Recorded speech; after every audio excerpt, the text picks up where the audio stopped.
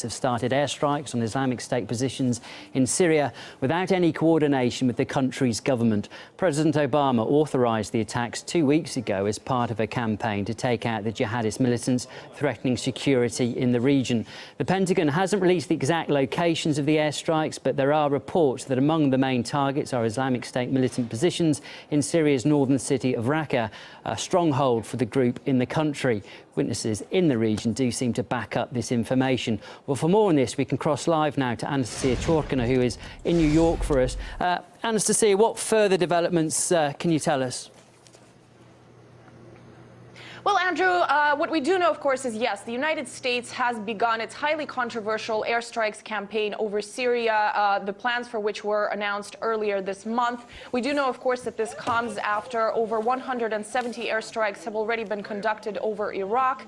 We do know that these airstrikes began early Tuesday morning, local time in Syria, of course, and that the official goal of these airstrikes is to try to take out and destroy the group ISIS, which is, of course, this highly violent al-Qaeda-bred terrorist group.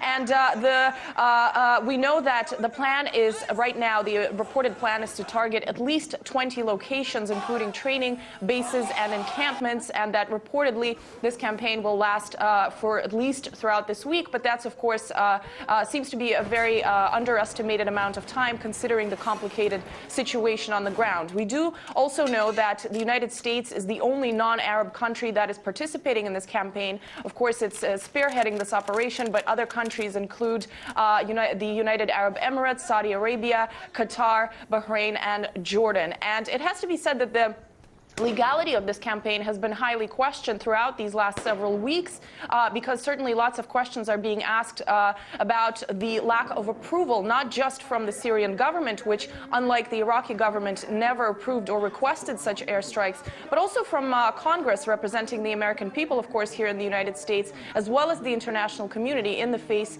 of the United Nations. So lots of questions yet to be answered as this airstrike campaign begins over the legality, efficiency, risks, consequences, timeline of this whole operation. And certainly we do know that right now it's the United Nations General Assembly session week here in New York, where world leaders flock to the United Nations. And we do know that Barack Obama will be here on Wednesday to chair a Security Council meeting over this whole situation, where, of course, he's expected to try to promote this highly controversial campaign.